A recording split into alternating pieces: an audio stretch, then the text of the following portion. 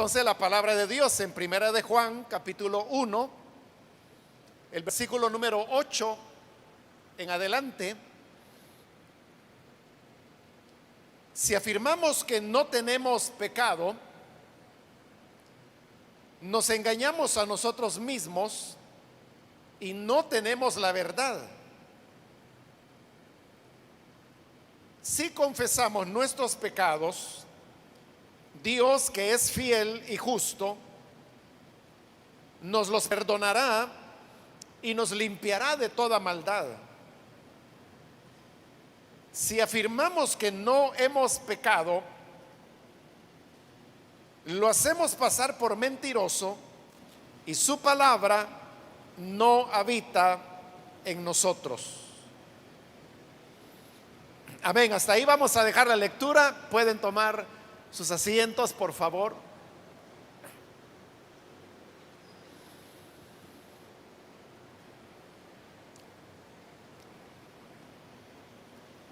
Hermanos, hemos leído los versículos que nos habían quedado pendientes de este capítulo y es importante recordar los versículos que vimos en la última oportunidad, que era donde se nos hablaba acerca de que Dios es luz. Y obviamente si Dios es luz y nosotros decimos ser sus hijos, entonces dice la carta, debemos andar en luz así como Él es luz. Si en nosotros hay alguna tiniebla, entonces significa que no andamos conforme a la luz y por lo tanto no somos de la luz, no somos del Señor. Y por eso es que veíamos en la última oportunidad que tiene que haber una coherencia entre el Dios al cual nosotros decimos que pertenecemos y lo que nosotros mismos somos. Entonces, si Él es luz, nosotros debemos andar en luz. Sobre esta base es que ahora se llega a los versículos que hoy hemos leído,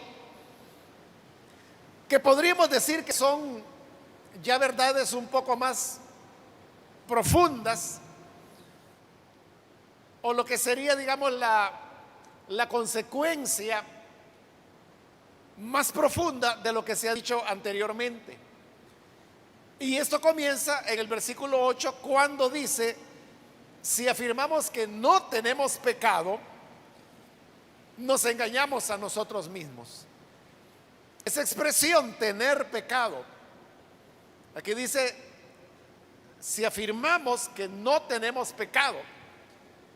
Entonces, esa expresión, tener pecado, aparece solamente, hermanos, en las cartas de Juan y en el Evangelio que también se llama de Juan. De ahí no hay otro lugar en el Nuevo Testamento, ni en toda la Biblia, donde vuelva a aparecer la expresión tener pecado. Pero ¿qué significa esto, tener pecado?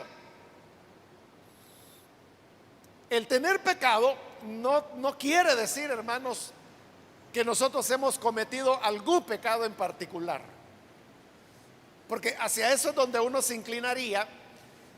Y en parte, hermanos, esa inclinación no es tanto que uno ya está acostumbrado a pensar del pecado como algo específico, sino que porque el siguiente versículo, que es el 9, que es un versículo que no sabemos de memoria, ahí vuelve a hablar del tema del pecado, cuando dice: si confesamos nuestros pecados.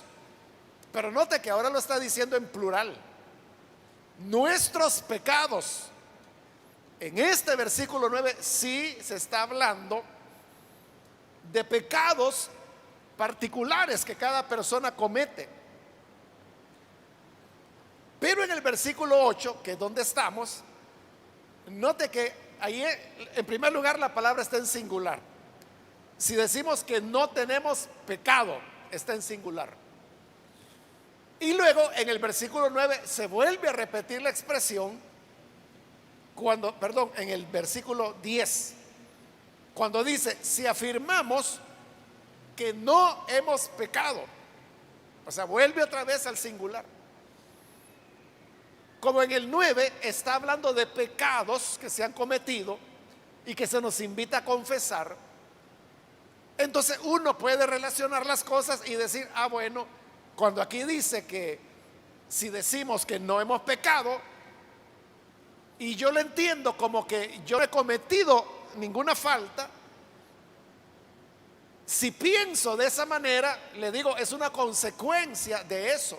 Pero en realidad en ese versículo 8 no se nos está hablando de un pecado en particular, sino que cuando dice que si decimos que no tenemos pecado, esa expresión tener pecado no tiene que ver con algún pecado específico, sino que se está usando la palabra pecado en un sentido más general. Le voy a poner un ejemplo de cómo nosotros utilizamos esa palabra pecado, y yo creo que eso va a ayudar para que entendamos el versículo 8. Muchas veces, hermanos, en predicaciones o en pláticas entre hermanos, uno puede preguntar, por ejemplo, ¿por qué hay tanta maldad en el mundo? Y uno responde, por causa del pecado. Pero ahí uno no está hablando de un pecado en particular, sino que está hablando del pecado como fenómeno, como rebelión en contra de Dios. ¿Por qué hay guerras en el mundo? Por el pecado. ¿Por qué hay sufrimiento en el mundo? Por el pecado. Pero si yo le pregunto, ¿cuál pecado? Usted me dirá, no, es que no es por tal o cual pecado, es por el pecado, es decir, por la desobediencia, por la rebelión del ser humano contra Dios. Eso es lo que llamamos pecado. Entonces note que cuando nos preguntamos eso, ¿por qué hay enfermedades en el mundo? ¿O por qué hay niños que mueren de enfermedades siendo bebés? La respuesta es por el pecado. Pero ahí estoy usando la palabra pecado, como repito, de una manera general, para describir la rebelión que los seres humanos tenemos contra Dios. De esa misma manera es que se está usando la palabra en el versículo 8, cuando decimos, si afirmamos que no tenemos pecado.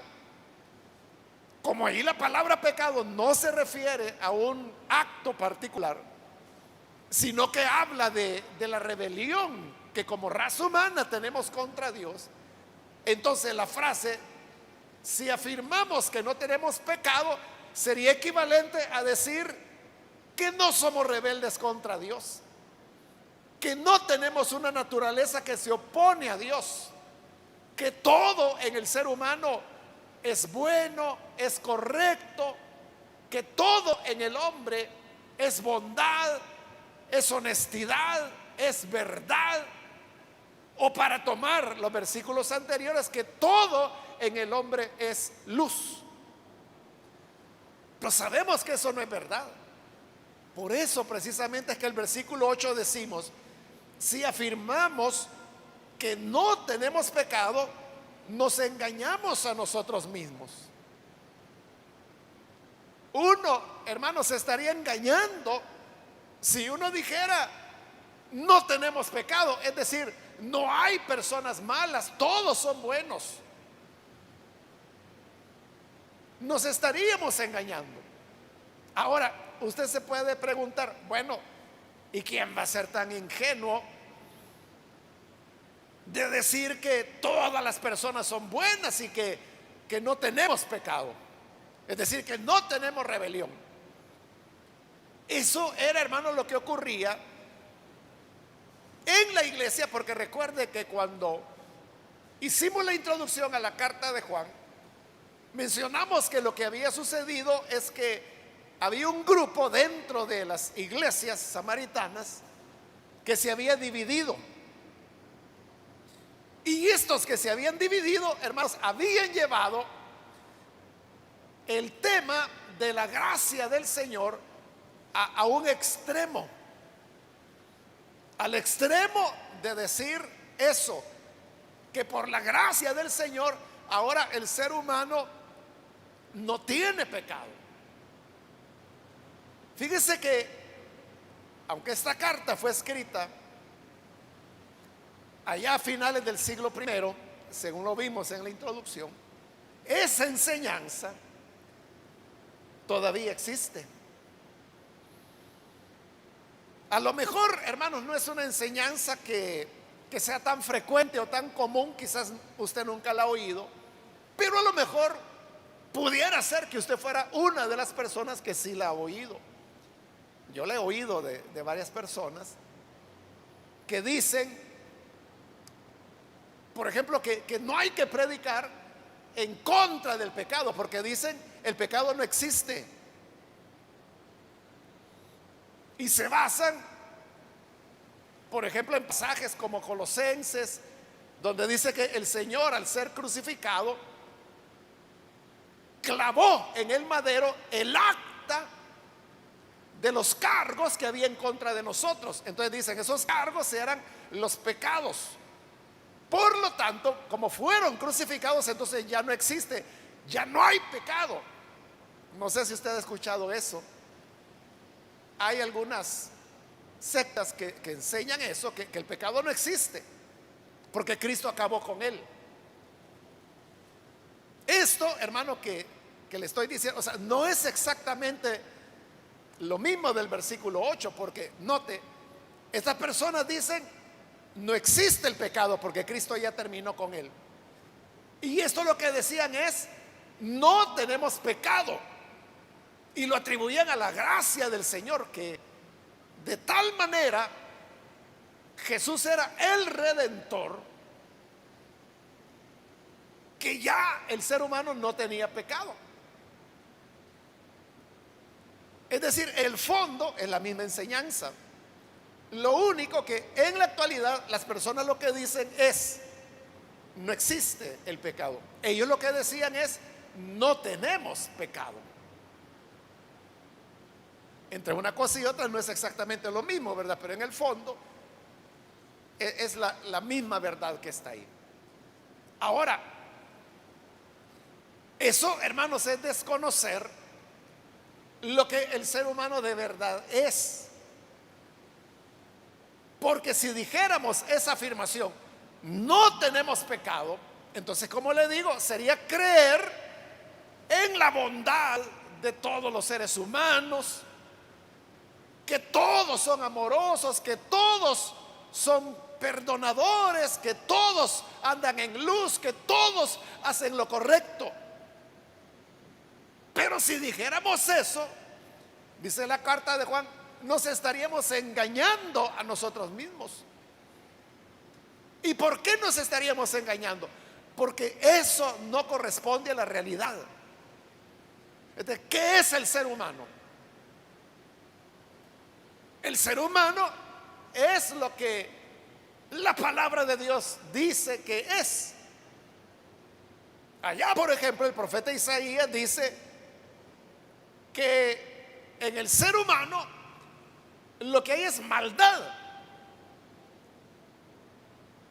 que todo lo que sale del corazón del hombre es malo. Jesús dijo, del corazón salen las mentiras, los adulterios, los homicidios, las borracheras.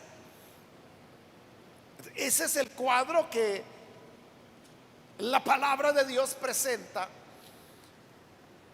sobre lo que es el ser humano. Y no tiene nada que ver con que el ser humano no tenga pecado, al contrario. En Romanos, en el capítulo 3, Pablo nos ahorra trabajo porque él junta varias citas, tanto de Isaías como de los Salmos, en los cuales describe lo que es el ser humano.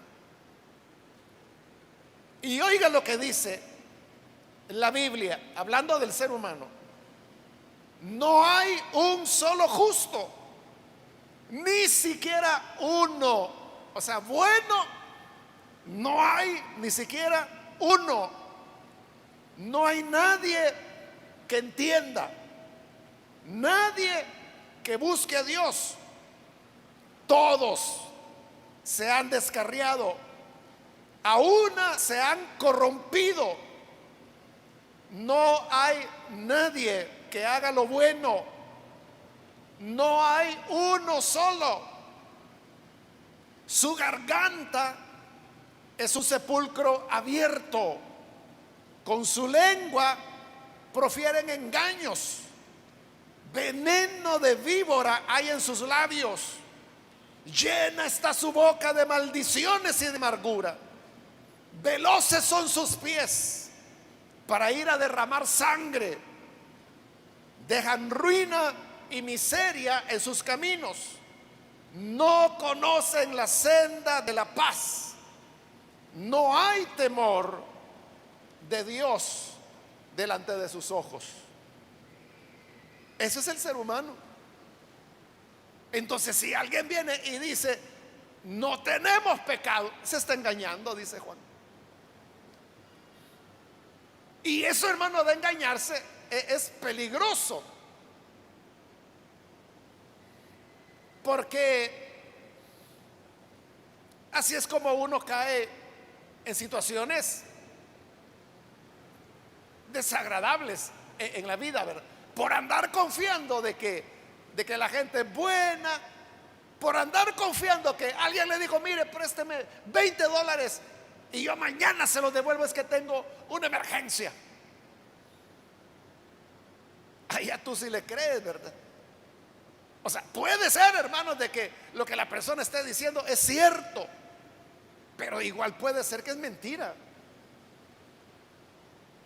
Y que uno, ¿cómo hace uno para saber cuándo es cierto y cuándo es mentira?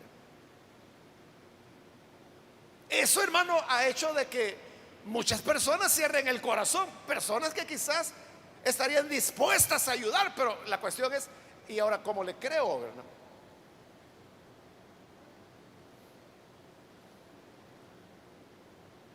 ¿En quién va a confiar uno? Uno no puede decir, mire, puede confiar en la familia. Si la Biblia dice que no confiemos ni de la que duerme a tu lado, dice. No confíes en ella. Al contrario, la Biblia dice, maldito todo aquel que confía en el brazo del hombre, porque lo va a traicionar. El ser humano es mentiroso, es hipócrita, es ladrón, es codicioso, es infiel, es adúltero, es ladrón. Es, hermanos, lleno de odio, está lleno de perversiones. Todo el ser humano lo utiliza para la maldad,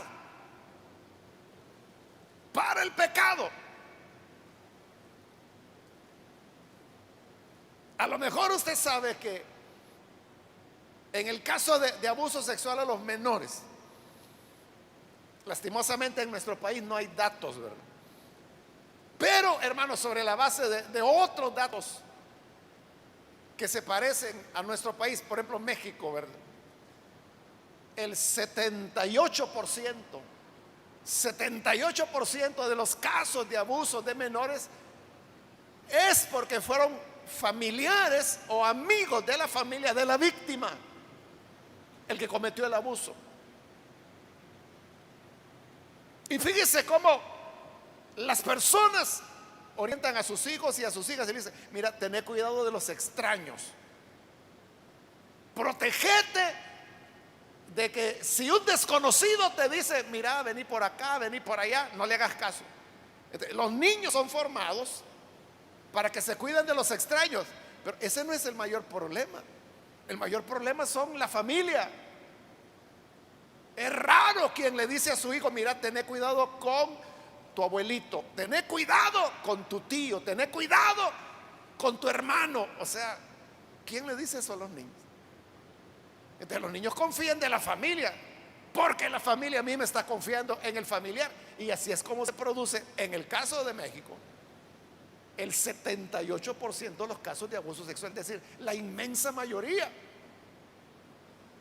Entonces, ¿delante de qué estamos? No se puede confiar en las personas porque sean religiosos, porque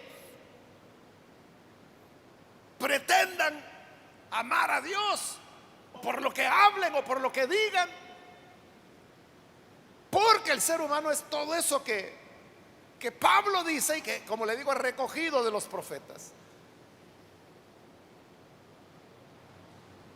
Por lo tanto, aquel que piensa de que en el ser humano hay bondad y que el ser humano va mejorando y que los seres humanos vamos a salir adelante, se engaña, dice Juan. Está perdido, no ha entendido entonces lo que es la persona humana. Es verdad, hermanos, porque eso es verdad, hay que reconocerlo, que no todas las personas hacen todo el mal que pudieran hacer, no todas. Pero todos hacemos el mal, no todo el mal que podríamos hacer, pero sí hacemos el mal. Entonces, esa es la realidad. Decir entonces, no tenemos pecado, es decir, en el hombre no hay desobediencia, en el hombre no hay rebelión, eso es engañarse. Es engañarse, dice la carta. Y no tenemos la verdad. Estamos lejos de la verdad. Entonces, vea, el evangelio, hermanos, no le apuesta al ser humano. El evangelio no es que diga, es que mire, si se le habla a la persona poco a poco va a ir entendiendo hasta que un día va a hacer lo correcto. Ese no es el evangelio. A veces, hermano, las personas dicen, mire, ayude a mi hijo o a mi sobrino o a mi nieto, háblele, dígale algunas palabras para ver si cambia su conducta. Es que la iglesia no está para eso, hermano, no es eso. La iglesia no parte de que los seres humanos son de corazón bondadoso y que lo que hay que hacer es orientarles para que lleguen a lo bueno. No, la iglesia parte del evangelio, y lo que el evangelio dice es lo que acabamos de leer en Romanos, que el ser humano está muerto, que está perdido, que no hay ni uno bueno, que todos están llenos de maldad. No hay ni uno, dice repetidas veces los profetas. ¿Qué hacemos nosotros, hermanos, creyendo en que no, fulano es diferente, la mengana, no, ella sí que es diferente, esa sí que es una mujer distinta? ¿Qué, hermano? No se engañe, dice Juan. Esa no es la verdad. La verdad es que el ser humano tiene pecado, tiene rebelión, tiene desobediencia. Todas las veces que un hombre o una mujer tenga la oportunidad de hacer lo indebido, lo va a hacer. Todas las veces que una persona tenga la oportunidad de hacer algo incorrecto, lo va a hacer. Siempre el ser humano actuará mal. Entonces, ¿qué, hermanos? Significa que no tenemos esperanza entonces, porque el ser humano está perdido, andamos en medio de lobos y un día vamos a terminar despedazándonos todos. Así son las cosas. No. Por eso es que hay evangelio. Y usted sabe que evangelio significa buenas nuevas. ¿Y cuál es la buena nueva? La buena nueva es de que es verdad, tenemos pecado, somos rebeldes, pero hay un remedio. ¿Y cuál es el remedio? Ahí viene el versículo 9, que como le dije se lo sabe de memoria. Si confesamos nuestros pecados, y ahí está en plural, es decir, ahí ya está hablando de pecados particulares. ¿Qué es lo que tenemos que hacer, hermanos? ¿Cuál es el remedio para el pecado que el hombre tiene? el remedio es reconocerlo. Es que ahí está, hermanos, la base de la salvación. La salvación no está en pagar mucho dinero, en hacer sacrificios, en hacer penitencia. No está ahí. La base del perdón es mucho más sencilla. Es reconocer lo que yo soy. Confesar los pecados. Fíjese que la palabra griega confesar que ahí se usa en el griego es la palabra homologeo. Homologeo. ¿Pero a qué le suena a ustedes? Homologeo. Porque muchas palabras que tenemos en el español vienen del griego, tienen como sustrato el griego. Entonces, al hablar de homologeo, ¿a qué le suena? Suena a homologar, ¿verdad? ¿Y qué es homologar en español? Homologar es asemejar, hacer dos cosas que son distintas, acercarlas para que sean iguales. Eso es homologar. Entonces, cuando allí dice si confesamos, es decir, si homologeo, es decir, si homologamos. Pero ¿qué es lo que tenemos que compaginar? Lo que tenemos que compaginar es la realidad de lo que somos internamente con lo que decimos.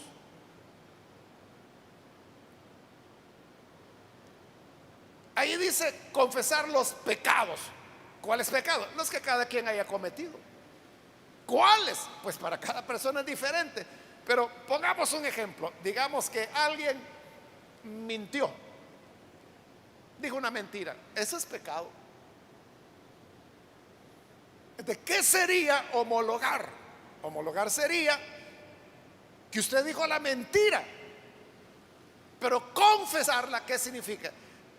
Que usted dice, oigan, cuando yo dije tal cosa, yo estaba mintiendo, eso era mentira.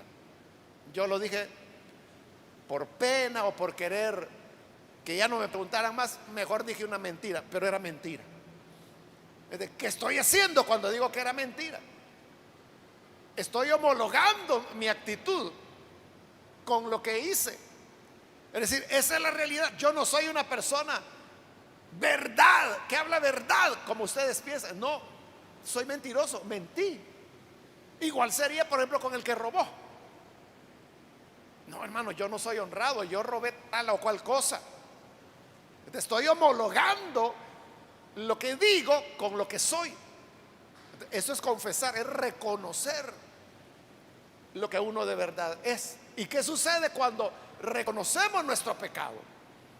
Continúa diciendo el versículo 9: Dios, que es fiel y justo, nos los perdonará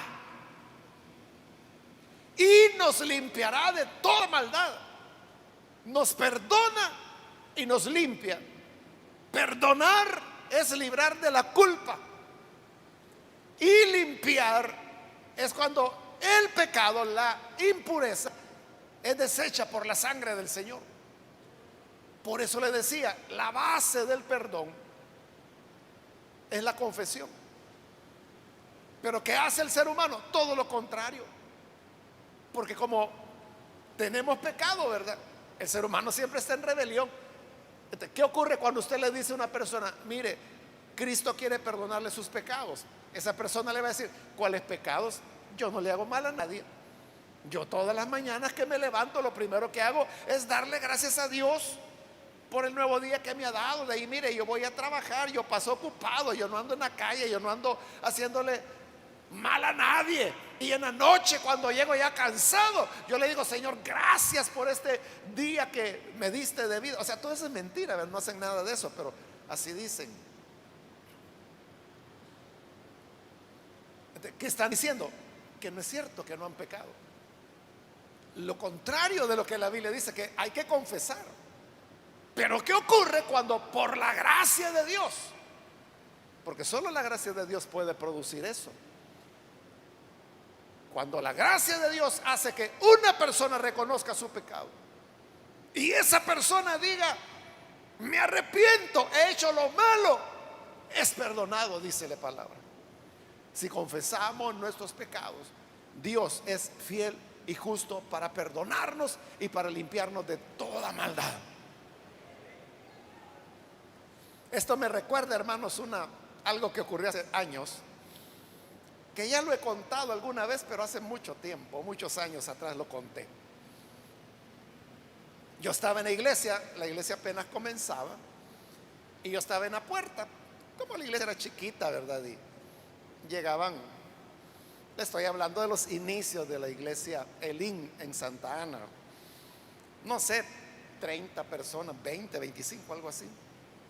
Entonces yo siempre, maña mía, ¿verdad? Que hasta hoy la conservo, de que siempre llego temprano a la iglesia. Entonces yo me ponía en la puerta y ahí estaba esperando a las personas que entraban.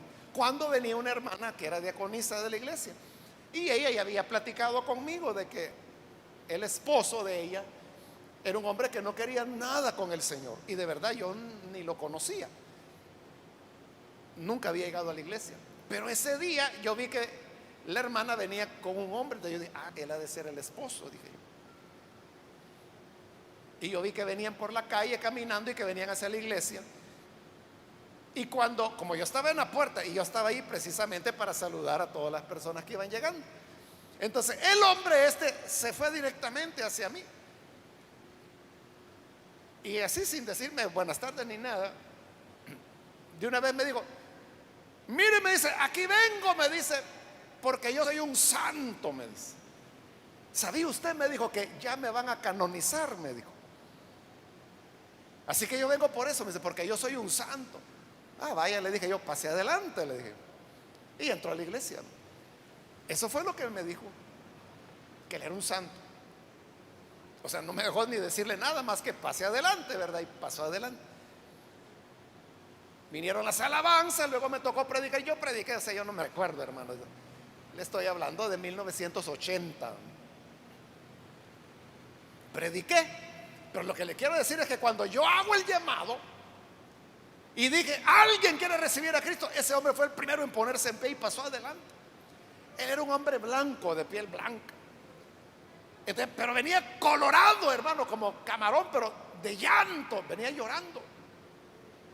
Y ahí se puso de rodillas y, bueno, un diácono, que solo teníamos dos, oró por él. Terminó el momento de la oración y él seguía llorando. Se fue a sentar y seguía llorando. Terminó el culto y seguía llorando. Entonces ya la gente se estaba despidiendo cuando él llegó.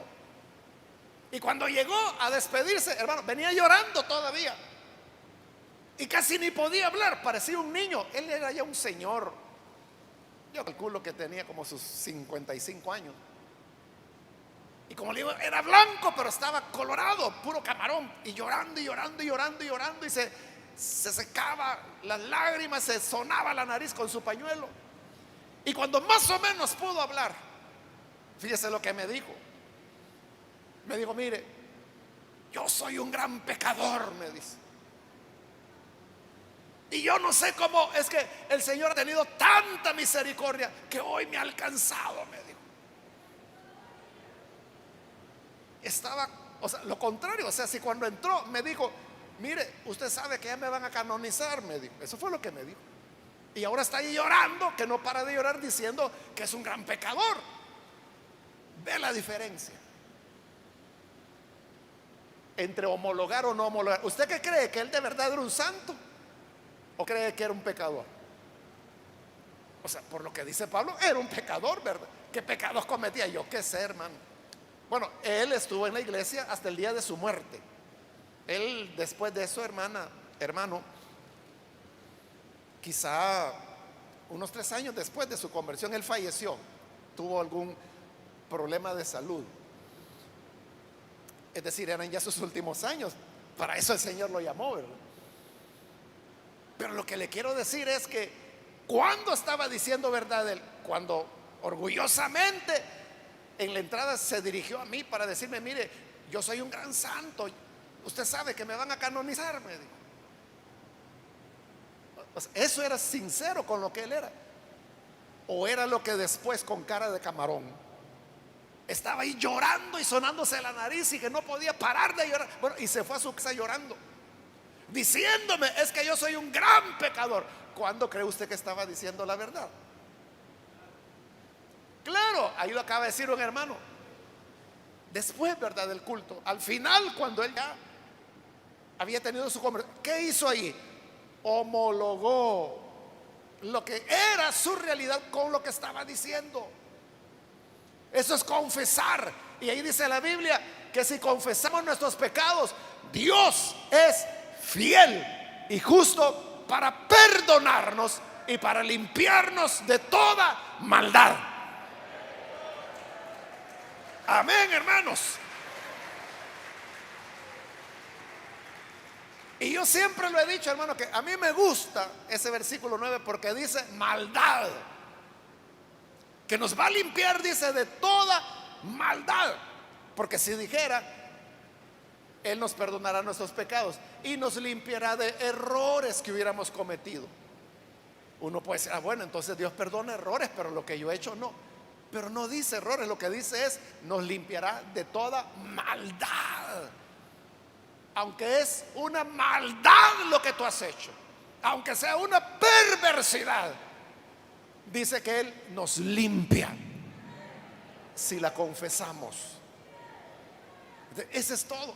Ahí está la salvación, ahí está el evangelio. Reconocer, tener la humildad de reconocer, sí lo hice, sí es cierto, sí, sí, yo me metí con la mujer del vecino, sí, yo mentí, sí, yo fui a hacerle una brujería, yo fui el que le pegué, yo fui el que le robé. O sea, cuando confesamos, Dios es fiel y justo para perdonarnos y para limpiarnos de toda maldad. Y luego el versículo 10, que es el último del capítulo, es una reafirmación de lo que dijo el 8. Si afirmamos que no hemos pecado, es decir, que no tenemos pecado, lo hacemos pasar por mentiroso. ¿A quién? A Dios. Y su palabra no habita en nosotros. ¿Por qué hacemos a Dios mentiroso? Porque es Dios el que habló a través de los profetas y el que inspiró a Pablo para escribir las palabras que le leí ahí en Romanos capítulo 3. Es Dios el que está diciendo que en la boca del hombre lo que hay es un sepulcro abierto. Hermano, ¿qué cree usted que ocurre cuando un sepulcro está abierto? Lo que va a haber es edentina, lo que va a haber es peste, lo que va a haber es pudrición. Eso es la boca del hombre, dice la Biblia. Eso es lo que Dios dice que es nuestra boca. Dice que serpiente de víboras hay en nuestra lengua. Esa es la lengua del ser humano, llena de mentira, de perversidad, de veneno, de culebra. Eso es lo que Dios ha dicho. Entonces, si decimos, no, yo no he pecado, estoy haciendo a Dios mentiroso. Entonces dice la carta, con mucha más razón, la verdad no está en mí. Ahí están, hermanos, los dos caminos. El camino de negar las cosas y de decir, no, yo no le hago mal a nadie, yo trabajando paso, no, a mí no me queda tiempo de andar en cosas malas. Eso es mentir, ¿verdad? Y no solo es mentir, es hacer a Dios mentiroso. Y el otro camino es ser honesto y decir, no, no, mire, sí, la verdad es que yo hasta en mi trabajo solo maldades paso haciendo. Si usted supiera lo que he hecho allí en la oficina o en el negocio.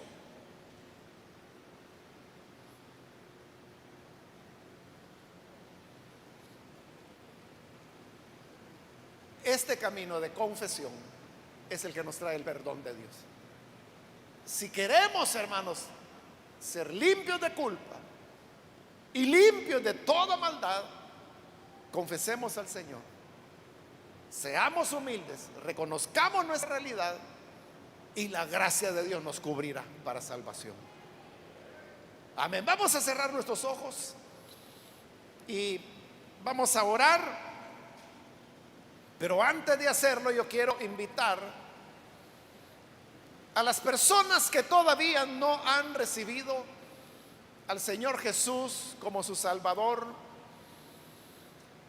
si hay alguna persona que todavía no ha recibido al Hijo de Dios, pero usted oyó la palabra y hoy se ha dado cuenta de que el camino del perdón es cuando confesamos al Señor, cuando reconocemos lo que hemos hecho. Si este es el caso, yo quiero invitar para que usted reciba al Hijo de Dios. Si es así, yo le invito para que allí en el lugar donde se encuentra se ponga en pie. Si necesita recibir a Jesús, póngase en pie. Y nosotros lo que vamos a hacer es orar por usted.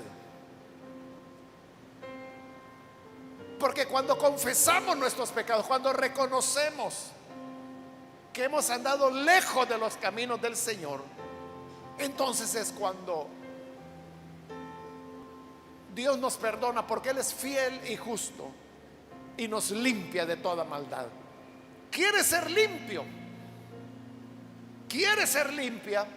Póngase en pie en este momento y vamos a orar por usted. ¿Hay algún amigo o amiga? Póngase en pie. Reciba al Hijo de Dios. Hoy es su oportunidad. No la deje escapar. Póngase en pie. No tiene nada que perder, solo la carga del pecado, y no va a perder nada más. Y por lo contrario, tiene para ganar la paz, el ser limpio, el ser perdonado, y como que si fuera poco, la vida eterna. ¿Quiere recibirla? Póngase en pie. Hágalo ahora. Venga el Hijo de Dios. También quiero invitar, si hay hermanos o hermanas que se alejaron del Señor por la razón que haya sido, pero quiere reconciliarse hoy, póngase en pie. Venga al buen Salvador. Si necesita reconciliarse con el Señor, póngase en pie. Igual lo que queremos es orar por usted. ¿Hay alguna persona que lo hace? Solo le voy a pedir que se ponga en pie en este momento, porque vamos a orar ya. Pero si hay alguien que necesita hacerlo, póngase en pie, porque esta fue ya la última invitación que hice.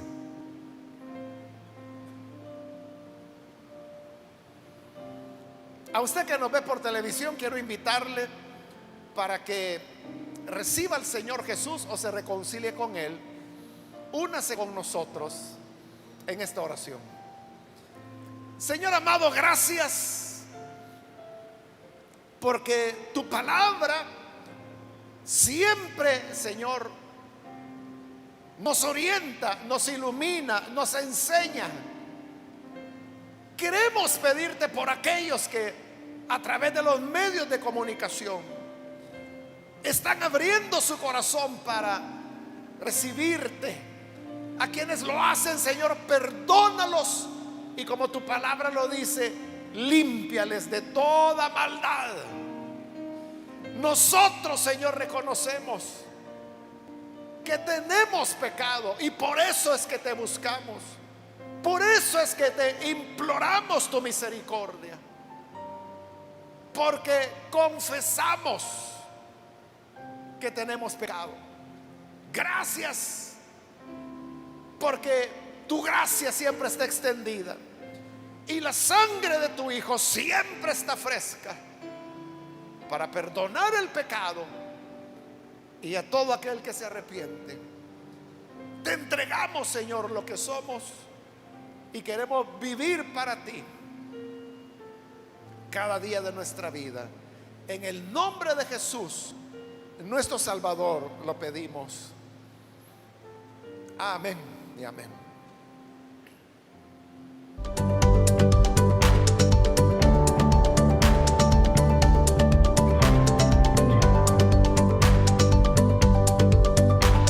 Si usted ha aceptado a Jesús como su Salvador, llámenos al 2294-9596 y oraremos por usted.